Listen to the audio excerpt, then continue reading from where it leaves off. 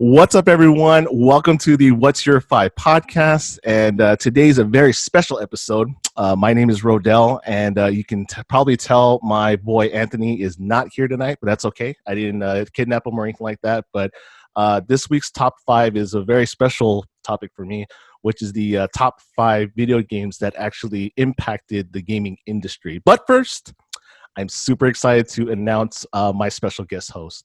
My special guest today is going to be someone that has been very influential in the gaming industry in the past 10 years, 11 years, something like that.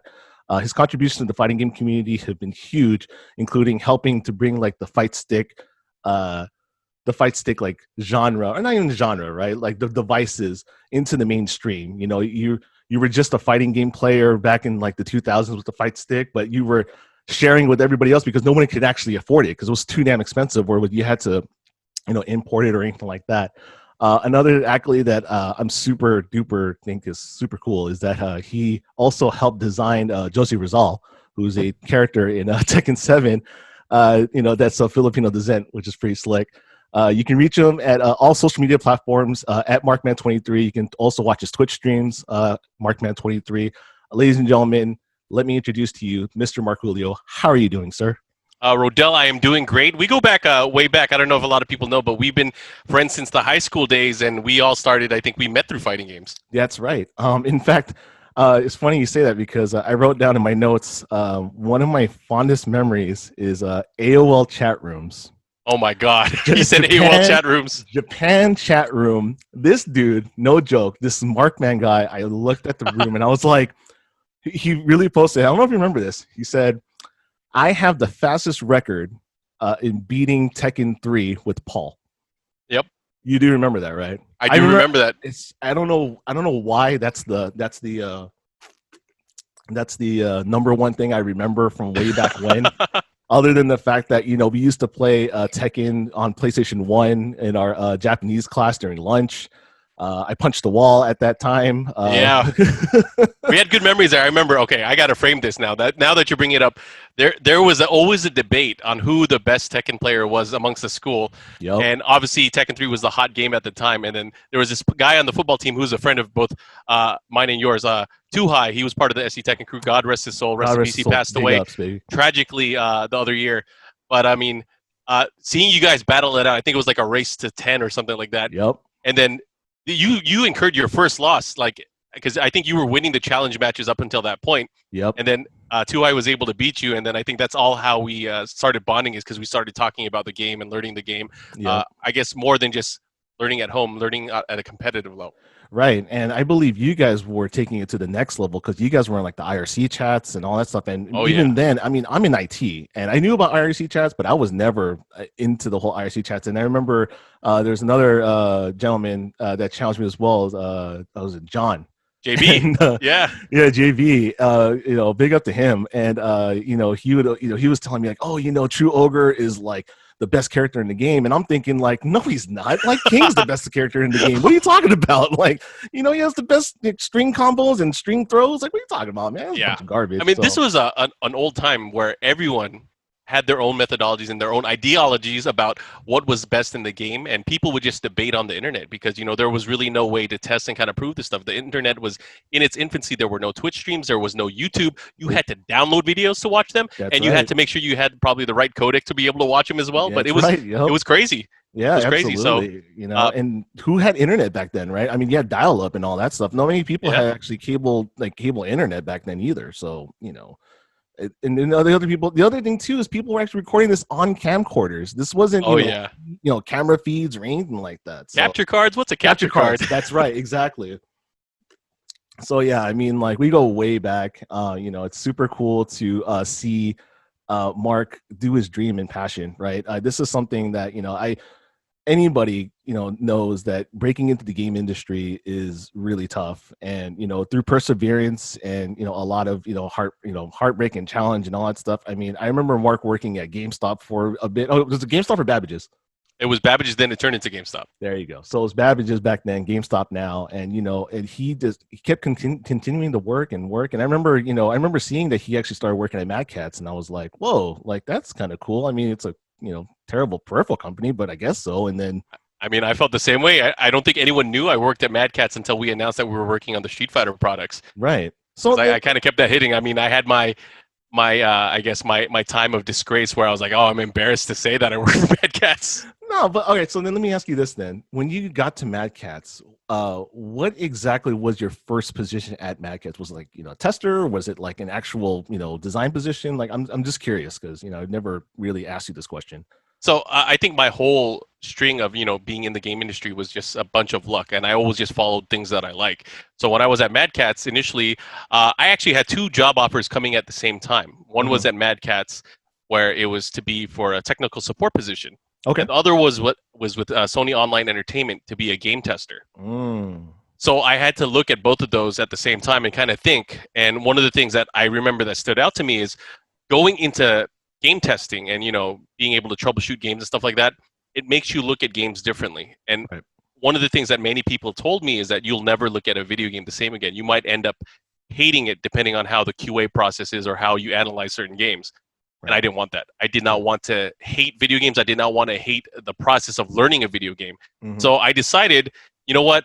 I'm going to take the bullet here, and I'm going to go with the worst peripheral company reputation known to man, and I'm going to side up with Mad Catz. Right. So I decided to work for them.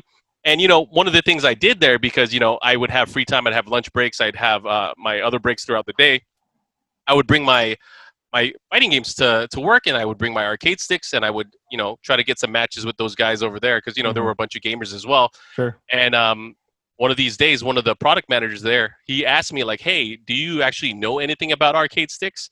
And I kid you not, my reaction, I looked at him and I gave him I was so cocky. I looked at him, I was like, bro, I know everything about arcade sticks. What do you want to know? And then he started asking some questions, right? And then he asked, hey, can you put like a report together on what makes a good arcade stick? I had it written for him within 3 hours before I left work that day. Wow. I was like, yeah, that's easy. I could talk about that. I mean, there's two different schools of thought here. There's the American parts, there's the Japanese parts at the time. But I mean, obviously there was more, but I just wanted to keep it very general. Sure. And after he read that, he brought it up with, one of our VPs at the time. And he was like, you know what? We need this guy on the team. I'm like, what are you talking about? Team? What team? And this was back in, late 97, early 98, when Capcom was already starting to pitch the idea around to different peripheral makers about, the possibility of Street Fighter coming back. And at the time, back in like 2007, 2008 timeframe, we were in the great dark ages of fighting games where there were no new Street Fighter games. Sure. There were rarely any new fighting games. I mean, we were sticking still to the arcade, where the arcade was like, the heartbeat of fighting games and stuff like that. So to hear that, there was a Street Fighter 4 on the horizon, I immediately was like, whoa, this is some serious stuff. A week after I started meshing with the team, the product development team, I was brought over to be, an associate product manager and to work on the Street Fighter range of products. It was a small team of me and 3 other people, and we ended up, kind of going through certain designs and kind of really developing what would end up becoming the standard for fighting games. Sanwa Parts. I mean, Sanwa Parts was something that has been done before. It's obviously based off a Japanese arcade design. But I think we really kind of popularized it in the West, where it became sort of a standard and kind of replaced what other competitive options were with, like, Moss sticks and hat parts and stuff like that. And all that. Yeah, absolutely. That was, again, I remember buying those products, both products, and I was just like amazed. And, the one thing that I was really it's still one of my grails to this day is getting a true Moss stick, right? Because that's what I grew up with you guys. When we played back in the day, it's just like everybody that had money, which I didn't have back then, was like, they had a Moss stick. I'm like, oh my god, it's so awesome. And then everybody's like, can I borrow your stick real quick? Let me borrow your stick real quick. I'm like, well, that's the thing too. That's like our era of arcades. When we learned arcades, we didn't play on Japanese arcade machines. No. I mean, it was very rare for us to see a Japanese style arcade machine. We played everything on American style, teardrop bat top arcade sticks. That's right. In the arcades, and they were always different. Not every Yep. single one was the same. Even from first player to second player side, there was always like a difference that you felt. And depending on which arcade you go to, they would use different parts. So Right. being able to have your own moss stick and something that you could reliably call your weapon, your sword, it was Mhm. something else. It was something else. And, you know, that feeling of owning your own arcade stick. And I don't know if kids feel it nowadays just because there's so many options out there. But Yeah. having your own arcade stick is like having your own fucking Ferrari. Oh, absolutely. It empowers totally. you. Oh, It yeah. empowers you and gives you so much confidence because you have a trusted weapon that you could go into battle with. Absolutely, absolutely, and I totally felt like that when I started, you know, collecting my sticks and all that stuff. And You have quite the collection now, by the way. oh, yeah, okay, you know, thank you. You know, I gotta say though, you brought up something about going to different arcades and all that stuff, and that's our era, right? So I want to take a little bit and kind of segue, right? So because you're a special guest, one of the things I like to do with my special guests is do what I like to call the rapid five. So I already told you that you know what the topic was going to be this week about, you know, top 5 games in the industry and all that stuff, but I want to get some quick answers from these questions that I came up with, catered to you, of course, and catered to all my special guests. And so with that being said, I want to go ahead and just get it started, get it going, because you know what, I'm actually pretty excited to ask you these 5 questions. So the first question, and this is why I say the segue, if you can only order one thing from a San Diego taco shop forever, it's one thing, what would it be? California burrito.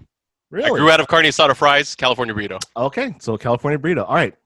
Who is your number 1 video game waifu? Oh my God. I know you wanted a quick answer, but this is tough. I would have to say Jill Valentine. Ooh, okay. Yeah, it was either her or Chun-Li, so it's Jill Valentine. Wow. Okay. Marvel Infinite, and Street Fighter 5 hurt me too much. So no Kunimitsu, no Julia Chang. Nah, no Julia. I mean, Julia's my favorite Tekken girl, but I mean, my love for Resident Evil. I always give out my top 10 list of video games, and people are like, "Hey, where's Tekken? Where's fighting games?"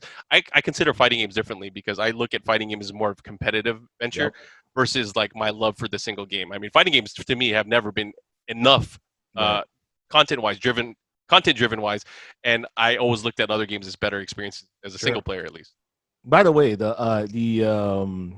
poster came out really well. Oh yeah, I have it on my wall right now. It looks sick. Dude, I'll definitely have to check that out later. I'll probably end up you know, having to get something and put it posted up or something like that because it's pretty dope. Yeah, the fact that I worked on a Resident Evil poster for fun versus a Tekken poster goes to show you how much more I love Resident Evil. Oh, absolutely, as a franchise. But I mean, which is crazy. I mean, I'm very curious about that. But let's continue with the rapid fire because we can go on about this. All right, question number 3: if you had a choice, would you cut off your arm or cut off your leg? I cut off my leg. I just feel like I can do more with my arms anyways. It's not like I was going to run anywhere. I mean, I could roll places. So, yeah, I would definitely cut off my leg. I would definitely cut off my leg. All right, here we go. Are we allowed to curse on this? Yes, we are. Okay, just wanted to make sure because I almost said something crazy. All right. No, we're all right. I don't think the children's are going to be listening to this. At least I don't know. But question number 4, Goku or Vegeta? You know, I'm a Goku guy. I mean, I admire Vegeta's ability, you know, as just a natural genius in fighting. But, you know, there's something about having such a dumb main character that is just always above and beyond. And I've always been a fan of Goku. Like, I'm a main character kind of guy. Like, main characters are always my thing at first. Gotcha. So I'm assuming like Deku in My Hero, if you watch My Hero. I do watch My Hero. So even more main character than Deku. I mean, All Might was my favorite character in that one. Yes. Yeah, All Might's dope. All right, last one. If you weren't in the career that you are in now, which is obviously, you know, in the gaming industry and doing all these type of things, what would if you weren't in this career, what would the career be? Ooh, that's interesting. It would probably be something more in the interactive entertainment medium, where it would be either music, movies, something along that. But yeah, if games weren't a thing, it would probably be within that. I've just grown so much in love with, you know, working within an industry of things that I like. So obviously, I also love movies. I also love music. So it would probably be in something in that vein. All right, good deal. Well, thank you very much for playing the Rapid Five. I appreciate all the nice answers, even though it wasn't super rapid for answers, but it's something that I want to give the listeners, you know, some type of insight as to who this person is. And plus, you know, I'm actually curious. This is actually for me, so I'm pretty selfish. But So with that out of the way, I think we can kind of get down to the get down, man. So this topic was brought up by Mark actually about top 5 games, that impacted the industry, and I had to think about this one because I was like, okay, you know, does impact the industry mean like, groundbreaking to the point where you're, this totally changed the game, changed the industry forever? Is it something that is more personal? Is it, and so I came up with my list of, it's kind of more personal slash game breaking, or changing the industry. What are your takes? Like how would Well, you want to define this for that's you? exactly why I brought up this topic, because I knew, even though we could probably bring up some type of empirical data that shows that these games were probably the most influential. Mhm. These lists, when it comes down to it, are always going to be based on personal experience. They're Oh, always going sure. to be based on perspective, and I think that's why it's such a great topic to discuss, is because it'll make you think about things in a way that you probably didn't look at it. So Yeah. I think that's why I wanted to bring it up in that regard. Sweet, good deal. So, visitors start. So So we're just going to go back and forth. we're gonna go We back list and our forth, five. baby. Okay. Yep. So we're gonna go. So We're gonna get this started. So, Mark, and so here's the thing too. Me personally, this list, my list, is not in any particular order. This is just 5 to 1, but I'm gonna just count it down to 5 to 1, just so you know. But it doesn't matter. Like, I'm not saying, oh my god, my number one, it had to be this one, but it was just more like how that goes. But I want to go ahead and say, Mark, what is your number 5? my number 5. So I'm going to go in order of what I listed it out as well. They're Good. not in a particular order as well. I'm just going to read off my list. So, Good.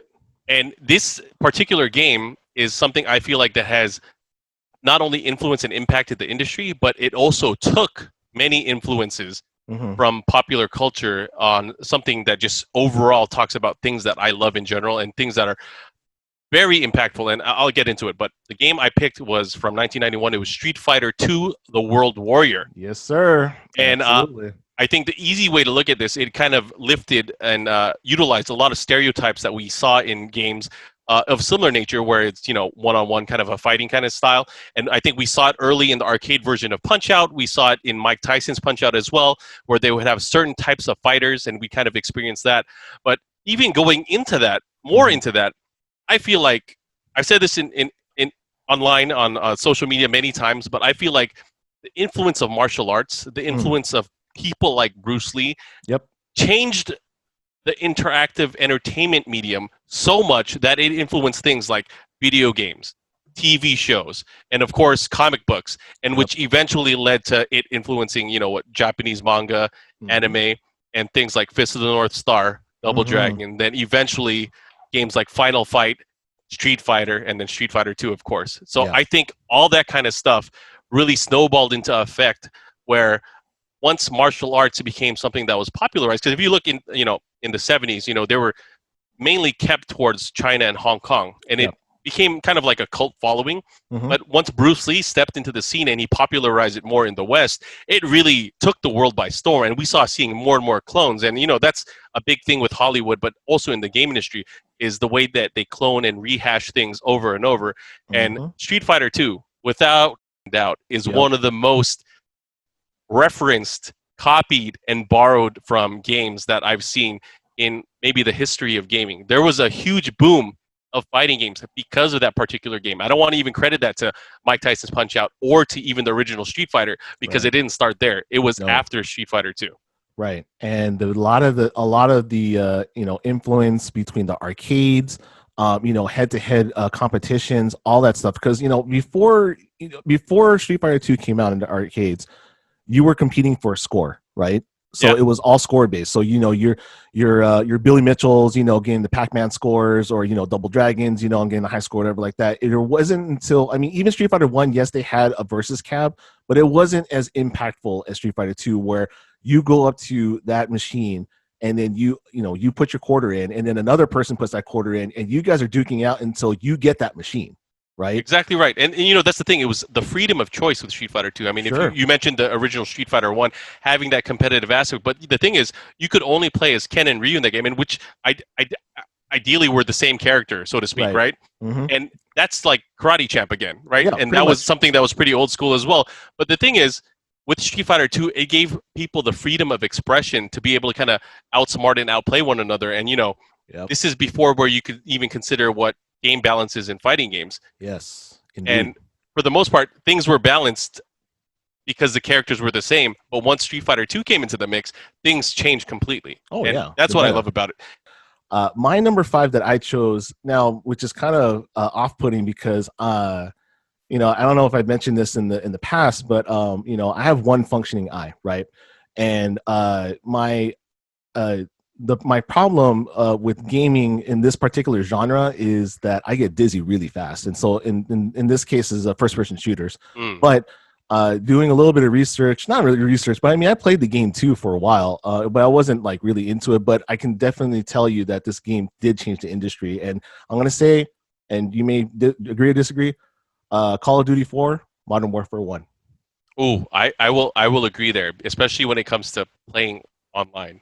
Yes. So the online game was just absolutely insane, and the way that they hooked players in, you would have never had, you know, the Fortnites, the PUBGs, or any of that stuff without, you know, the perks and the level ups and all these, you know, different weapons and loadouts that you can do, and all these, you know, all these different tactical ideas. And it was so pick up and play that you can just pick up the game and go for it. I remember my nephew, he was probably maybe 5, 6, and you know, playing with my brother, and like he was able to play no problem, you know. And it's just one of those games where you're just like, wow.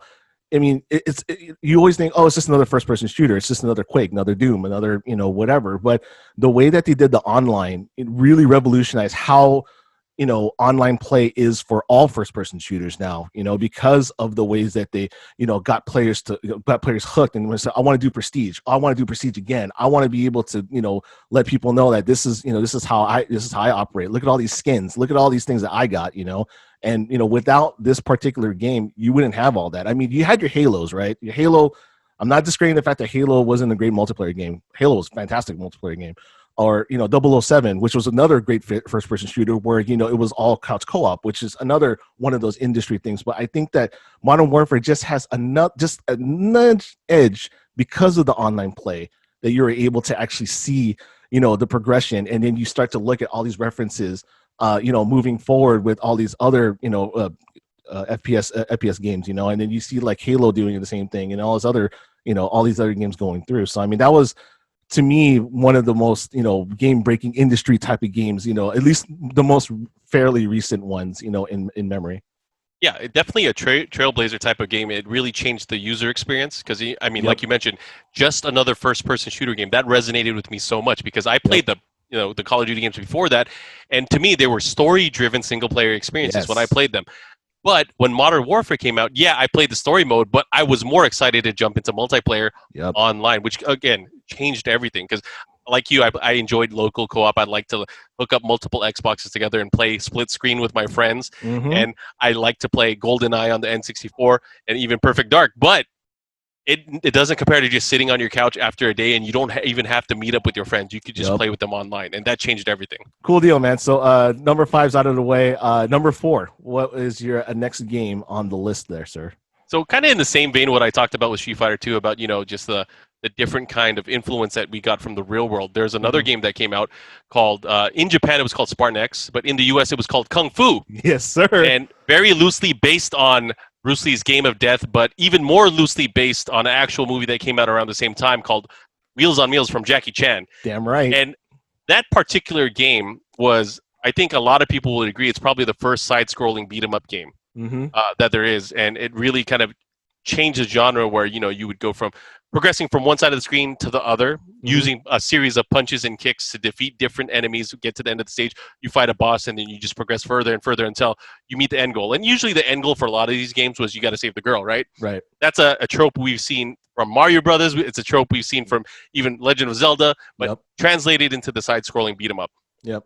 Because of Spartan X and Kung Fu, and you know, a lot of people might not even think that game is that good of a game. I thought it was fine or whatever. Right. I played it, but the games that it kind of inspired were games like River City Ransom, Yes. Double Dragon, Yes. Final Fight, Rage of Yes. Dragons. All of these side-scroll Battletoads, all of these side-scrolling beat-em-up games, whether they're intricately involved combat-wise, whether they're more story-driven, it really brought so much life to the aspect of, hey, this is a progressive type game where you have to use your skill to be able to progress further. and Mhm. it's something that I really have grown to love. And even outside of just punching and swinging and stuff like that, Yep. there were games like Contra, which Yeah. I still put in the same vein of action platformers, side-scrolling kind of thing. Mhm. Uh, I love that genre so much, and even now we see games that come out where they kind of borrow the same elements, like a lot of Castlevania games, especially within the same kind of realm. I'm always a fan of those kind of games. They still release those kind of games Yeah. to this day, Yep. but I just love seeing that kind of stuff. And knowing that it kind of stemmed from this idea of what Spartan X kind of put together, Yep. I think just because based on that influence alone, that game doesn't get as much love, and we rarely see it in some of the top lists of best games of all time. I Right. have to give it up for that game because if not for Spartan X or for Kung Fu, we probably wouldn't see all these advancements that we saw in fighting games as well. Because before before Street Fighter, there was Final Fight. Right. So we got to Absolutely. give it up there. Yeah. Absolutely. All right. So with that, I'm gonna go ahead with my number 4 here, and this game. I was a little younger to understand it, but I still played it. I think I only know maybe one person that's actually beat this game in its entirety at the time it was released, or a year or two after it was released. This game is a Nintendo release, Final Fantasy. Oh, Final Fantasy. Like you mentioned, I was late on the Final Fantasy train. I didn't really start enjoying it until Final Fantasy IV came out, or Final Really? Fantasy II on the Super Nintendo. Final Fantasy IV. Well, right. I Yeah. think So I think in the same vein. Yeah, I think I'm in that boat. And I remember playing this very vigorously and not understanding exactly how it played. Again, one of my buddies, after I met him in junior high, he finally told me like, yeah, I beat the game. I'm like, how the heck did you beat this game? Like, this is, I mean, like, I remember you had your 4 characters, you had to choose which one in particular, and then if they died, you had to go to an actual place to actually, to res them. You didn't have like any life spells or anything like that. But the reason why I say this, this game is actually an impacting or game changer is because I feel that aside from Dragon Warrior, as I know you're a huge Dragon Quest fan, this game really brought a sense of a JRPG element to America. Now I know Dragon Quest, Dragon Warrior was there, but I feel that this had a little bit more of a presence amongst American gamers as far as like what to expect. I don't remember Dragon Quest. I remember Dragon Warrior. I remember seeing the cover art, but I never really knew what it was. But at least with Final Fantasy, I knew it was okay. This is a role playing game. Okay, let's see what it's all about, and then you can kind of go from there. it's funny that you mentioned that too, because I did play both of them. I did not buy Final Fantasy. I rented it from the local Video R Us. Yes, Shout out to sir. Video R Us. Best bomba in town. Yeah, best moment, and they had an arcade there too, which is That's great. right. I remember renting it, and I thought it was so weird because my first RPG experience was Dragon Warrior, Mhm. and in Dragon Warrior, the way that they, I guess, scripted the title or localized the title, it was in Old English, and it Oh. started. It had obviously a very unique way of reading to the reading to the player and Mhm. following the storyline, but Final Fantasy was normal English. So I Yeah. looked at it, I was like, man, Final Fantasy is weird. They're using normal English. No, yeah. I thought Japanese RPG games are supposed to be like old English kind of experiences, and boy was I wrong, because that was like Oh, Dragon Quest was the only one doing it. yeah, and Or it's Dragon Warrior, I should say. Dragon Warrior, yeah, and with Final Fantasy, what was crazy is I was able to read it and understand it for the most part. I think what was it? So it was 1990, so I was about maybe 8 or 9. Wait, 8, 9, yeah, 8 or I was 9 when I first played it, Yep. and I understood some of it. I understood parts of like what fight and attack and run is and all that stuff, but I never knew like, okay, you have to level up these characters, or like you need to have this armor in order for you to get through. It was kind of just like this isn't your normal Zelda, right? Like you're not Oh, just yeah. running around and all that stuff, but you realize later on like this archetype kind of just like blew up, right? You were able to understand later on like, okay, in Final Fantasy 2, which is Final Fantasy 4 in in America, Final Fantasy 4 in the sequential order. They introduced a lot of these concepts again, and they made sure that people understood it, right? Oh, yeah. Yeah. Nice quality of life changes. Oh yeah, absolutely. And so, but I mean, I think that as a whole, that series was just like huge because it was one of the first, one of the series that just wanted to tell a tale, right? Wanted to tell a tale, and then have the gameplay along with it, and like I loved the stories behind it. I mean, like Final Fantasy 6, I think you and I are both agree that that's probably the best Final Fantasy in my opinion. So all right, cool, man. So number 3, what you got, man? So number 3 for me is Metal Gear Solid. Woo! Not Metal Gear, not Snake's Revenge, but Metal Gear Solid. And the reason why I put it on there is for advancing the level of cinematic storytelling within video games. Oh. And we all know Hideo Kojima. He's a self-proclaimed movie nerd.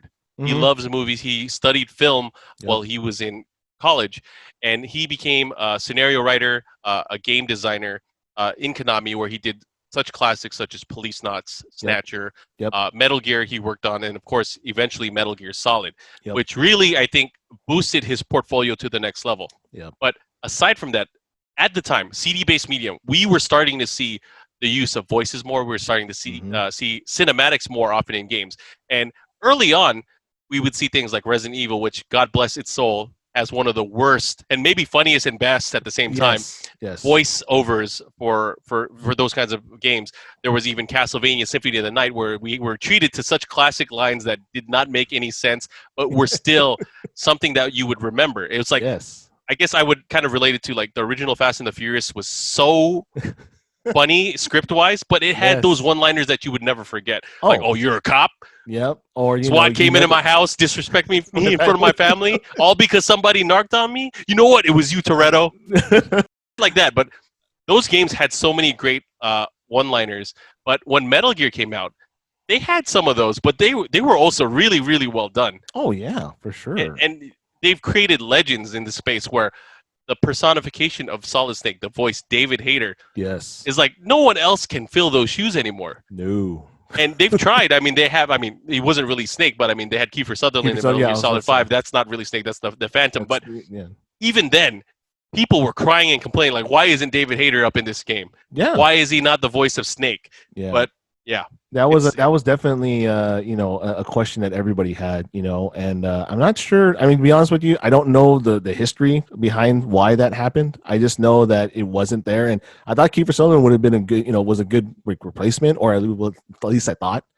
But you're absolutely right in that. One of the things that I loved, other than cinematic progression, because I mean you can watch those things over and over again. One of my favorite scenes of all time is Psycho Mantis. Ooh, it's a good one. Especially if you love Konami games, the level of breaking the fourth wall and the interaction with the player is so crazy. It's like when I played that at the moment, and Psycho Mantis asked me if I liked Castlevania, I was losing my. I was like, "Whoa, bro, that's kind of hold on sick." a second. Hold on.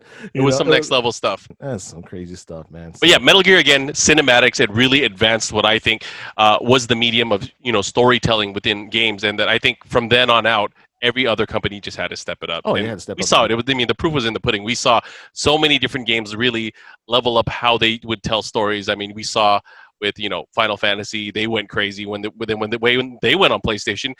Even in games like Zelda, where they would have, obviously cutscenes and cinematics with Ocarina of Time. Right. Everything after 1998 changed. Oh, yeah. That was the power of Metal Gear, I think. Ouch. Yeah, for sure. I can totally imagine. I can totally see that. Speaking of Zeldas, you've actually hit it on the nail. That's actually my number 3.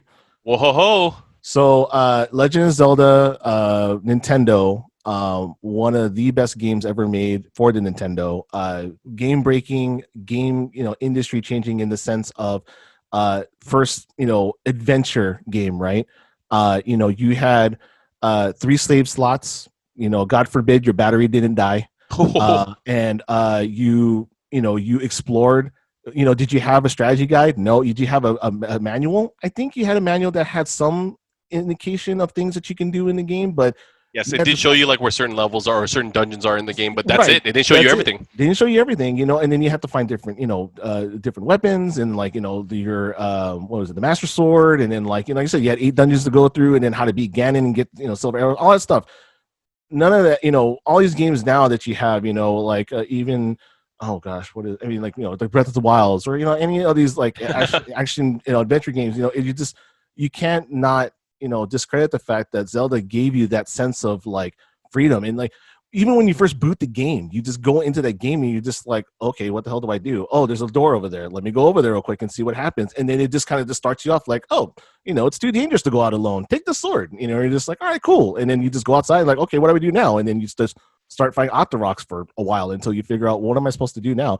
What's even the story? I mean, like you know, unless you watch through the entire intro, but I mean, it's just like, what do you do after that?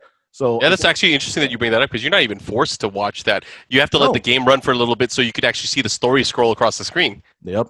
I mean, and like I said, I mean, I'm a kid. I'm like, you know, 6 or 7 or whatever. I'm not gonna read a manual, dude. I'm just gonna pop the game in and go. You know, like I don't remember reading manuals like that. You know, like I remember reading manuals like in like recess, but like even then, like it wasn't like, oh, I'm gonna grab the game and grab the manual. And even then, like I don't even know where the manual was at that point. I mean, I had 3 brothers. You know, it's funny how that changed because like I think the only time I looked at the instruction manual for a game was when I was in the car ride home, getting ready to play it. But I never really. I mean, it was one of those things you looked at it once and you're like, okay, that's it. Okay, that's it. So, Mr. Mark, what is your number 2, sir? So my next game on the list is something I think it's the game that really put JRPGs into the forefront, into the mainstream. Okay. And it's a game that we brought up a little bit earlier, Final Fantasy VII. So Final Fantasy VII, traditionally for me, was not one of my favorite games. I've on that game so many times. I've told people like, oh, in 2015, Final Fantasy VII Remake got announced. Right. And I was always on Twitter like, man, I hope they remake it into a good game. Oh, that's what I was telling people. But, you know, at the time when it came out, I played it just like everyone else. I grinded through it. I experienced it. I went through the drama of, you know, certain characters dying and certain story elements happening. But it was not as memorable as Final Fantasy VI or even Chrono Trigger to me, which Chrono Trigger, by the way, is my favorite game of all time. Bingo, indeed. So with Final Fantasy VII, it really did, and I've noticed this, after that point, we saw so many Japanese RPGs. We saw Square really change into such a monstrous company where they are now like a AAA studio, where they're releasing some amazing games on not only on the PlayStation platform, but they eventually started doing things on other platforms as well. And I think we were kind of put into a renaissance where Japanese RPGs really started coming to the forefront. I remember around the same time, they were also simultaneously working on Final Fantasy VIII, which came out, I believe, the year after. Which, if you think about it now, look at the gap of Final Fantasy games. You have to wait like 7 years for a new Final Fantasy game, right? Yep. But back then, you were treated to FF7 in 97, and then in 98, was it 90 or 99? I think it was 99 because it was like a year and a half. It was literally like within a year-ish out. Okay, there you go. But it's definitely not a 7-year gap. I'll tell you that. No way in hell. No, because it was that a 7-year gap between Final Fantasy 2/4 to 3/6? Was that? Yeah, but see, for us, it was a unique scenario in the U.S. because we skipped so many games. But in Japan, they were cranking them out too. No, that's true. All right, so with that, I'm gonna go ahead and go with my number 2. So this game definitely spun off a lot of spun off a lot of games that included this game's genre into play. My number 2 is Super Metroid. Super Metroid is such a good game. Oh, such a good game. You know, this goes back to, I mean, with Zelda, you know, the exploration and stuff, but I mean, even regular Metroid, you know, great game, super duper hard. Yep. You know, but with Super Metroid, I feel that the game's difficulty, along with the, you know, the music, with the way the game was meant to be played, or whatever game, you know, like one of the best speedrunning games of all time, these elements of this game have, you know, changed forefront in a lot of different games. I mean, one of your favorite games, Symphony of the Night, right? Or Castlevania in general. Yep. Symphony of the Night, you know, pretty much took Metroid and say, I'm going to put this platforming mechanic in there. I'm going to add experience to it, and I'm going to call it the greatest game that's ever been made, you know, within the 90s. Sure enough, and that's because of that game of Super Metroid, you know, having, you know, such a huge impact on exploration, you know, and the discovery, you know, and different, you know, you can't go here unless you have this, you know, or unless you're really good at jumping, or you know how to, you know, do like sparks and all this other crazy, you know, speedrunner stuff that you do. But I think that with Super Metroid had so much, you know, just, I love the fact that it was just so eerie, you know, and like it told a story without telling a story. You know what I mean? Like it was just kind of like, it was weird like that. Like you knew that something was going on, but you just there wasn't really any dialogue, right? Like, I mean, you had Last Captivity, you know, Last Metroid was in captivity. Well, I got to bring that up too, because this game, Super Metroid, was the first game where I really heard voice acting in. Right. at the very start, like you said, the last Metroid is in captivity, the world is at peace. And I heard Right. that, I was like, "Whoa, this game's crazy!" Yeah. Oh And my god. I was in after that. Yeah. And it's just it was just, it gave me chills. And what's kind of sad, but kind of cool at the same time is so I played the game growing up, and I beat it, but I didn't really have the love for it until I think I played it on Wii console, like Virtual Oh, Console. Virtual And like, Console, yeah. yeah, I just played on Wii Console. I was like, oh, I love this game. And then I was like, oh my god, I love this game. And what's amazing about this game is the fact that it withstood the test of time. You can still play this game and feel like it's very challenging, but at the same time very rewarding. It is. Like It yeah. is definitely a timeless classic because I feel the same way about Super Metroid. Super Metroid came out. It was like, oh, they made another Metroid. That's cool, right? Yeah, right. But But we didn't understand the impact at the time, and I guess no one would have really understood it until like later on. Because no. I mean, I think EGM, Electronic Gaming Monthly, if you guys don't know what that is, it's an Mhm. old publication that is now defunct. But they had a list of their best games of all time, and this Mhm. was in the PS2 days or in the early PS2 days.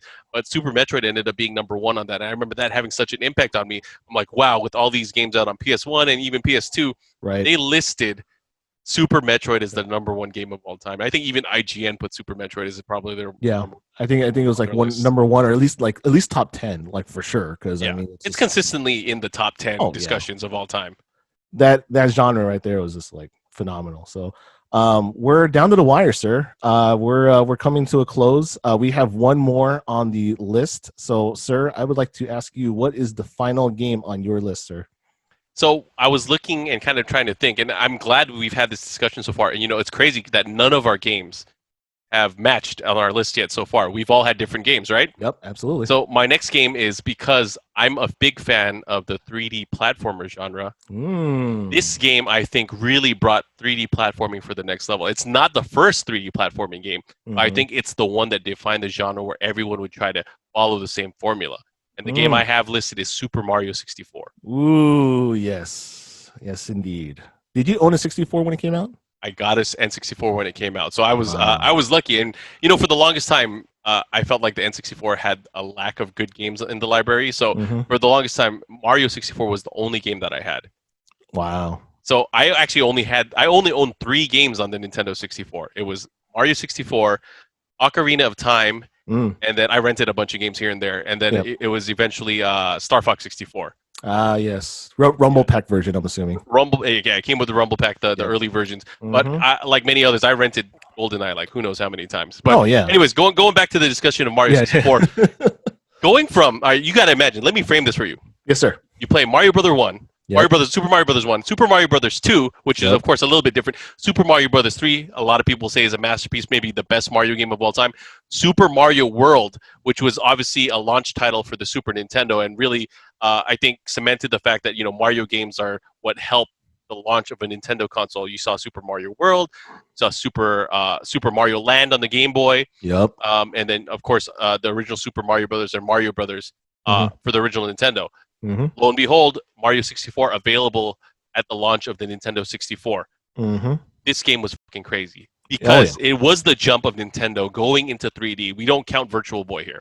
No. It was going into full 3D, not stereoscopic 3D, but it completely changed everything because now you're using an analog stick. You're working with depth of field here and field of view on how to control your character. And I think early on, a lot of people talked about, this is weird. There's camera angles.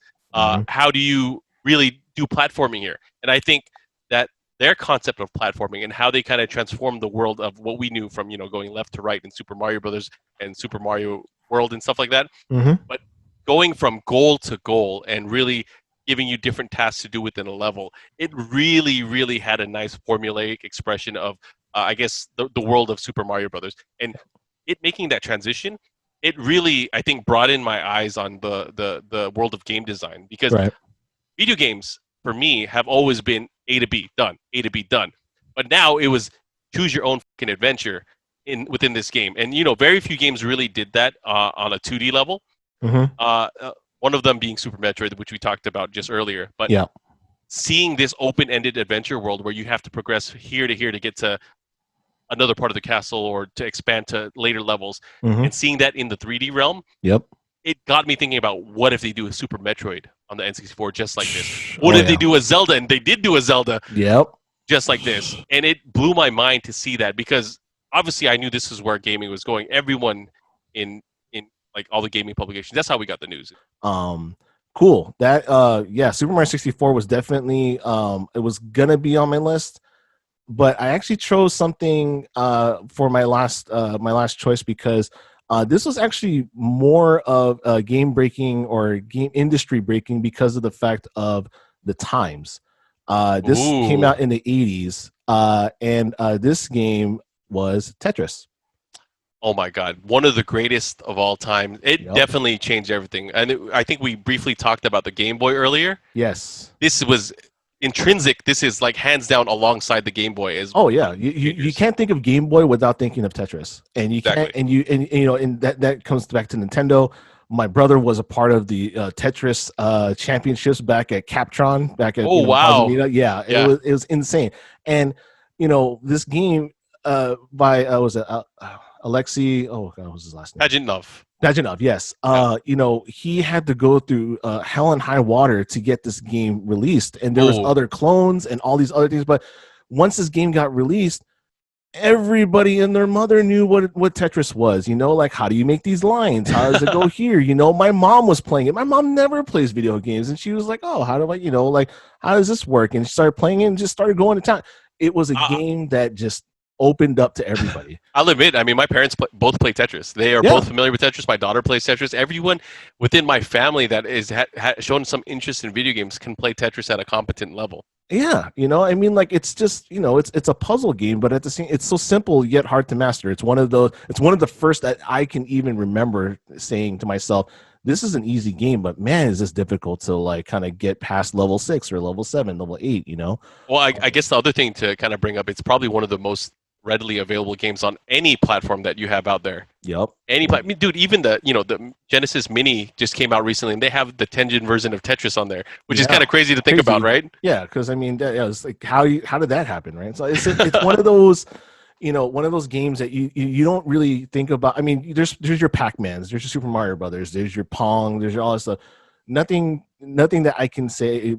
Tetris is definitely high up there as far as something that you can say revolutionized and brought gaming to a mainstream level to where it's just like it wasn't violent. It was something that everybody can do and everybody can play, and it wasn't daunting. Like it was like, Gotcha. you know what I mean? Like it was one of those just like openly found. Like, my wife doesn't play games, but she'll play Tetris all day. If we let her. And it's just the way that it impacted society as a whole.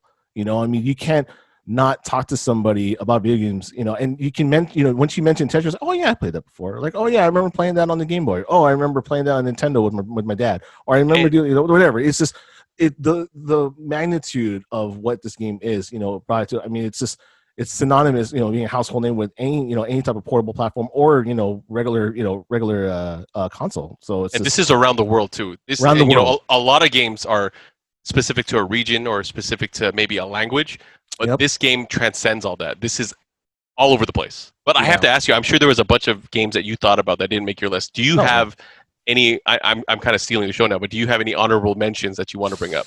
And I think we can go back and forth. Don't explain it. Just throw it out. Throw the game out there. Ooh, man. Well, I gotta say, like you said, Street Fighter 2 was definitely up there for sure. I couldn't put it on I'm there. surprised you didn't say that. No, and the reason why I didn't say that because I feel that as much as it had an impact on me personally, and it had the arcade influence and all that stuff. I think that I was looking towards bigger industry, like a huge like boom, like Tetris is like a huge like uh you know it's a huge game, I Yep. mean, like for as simple as it is.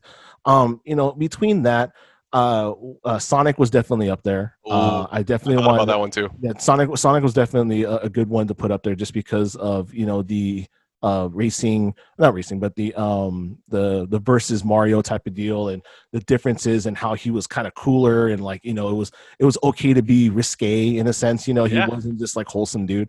I mean, you got to remember the campaigns too. It was like, Oh yeah, Genesis does what Because Nintendo don't. Yep. That was Indeed. crazy at the time. Oh yeah, for sure. So Blast Sonic was one of processing. them. Super Nintendo doesn't have blast processing. Yeah, That that's became a thing, and I've heard so many stories about people that worked in game stores. Is like, how can I get a game with blast processing. processing? Yeah. It's just like that's the old argument from how it was now, or later on, where it's like, how do I get Halo on PlayStation, like type of deal, so I'm sure you had those conversations, and not something similar to that when you were working back in the game stores back in the Oh day. yeah, game store advisors heard everything. Yeah, I bet. Yeah, what about you? What was your honorable mention? I had a few. So Super Metroid was one, but we covered that obviously. But Yep. there was another game that I thought that was super impactful to the industry, maybe in negative ways and maybe in positive ways. But Grand Theft Auto 3. Yeah, Grand Theft Auto 3 was definitely up there too. I was actually also going to say Tekken, in the sense of bringing 3D fighting like to the forefront. See, it's either Granted, that or Virtua Fighter, right? right. But see, here's the thing: Virtua Fighter had polygons, Yep. but it was super duper hard to play. I mean, like if you can tell me a pro Virtua Fighter 1 player in the US, I'll give you $50. Because I can't even name one. I I can't can't even even name name one. one. No, But and I'm pretty nerdy about that kind of stuff. But I don't think it really started till Virtua Fighter 2.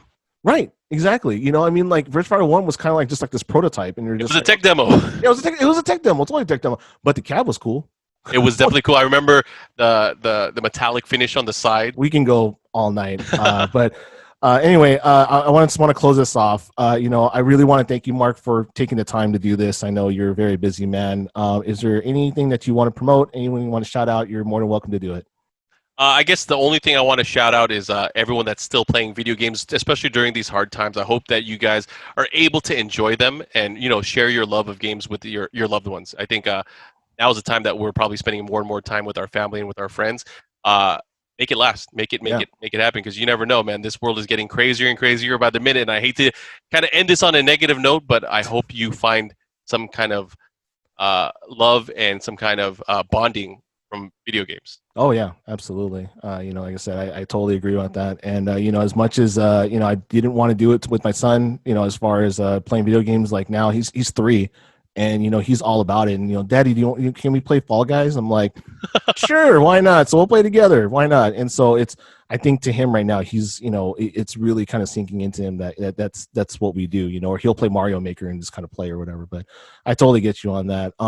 On that note, again, Mark, thank you so much for your time. I hope to hear from you soon, and hope you get to travel again, because I cannot not live vicariously through you. Like I can't. Markman, hashtag Markman in Japan.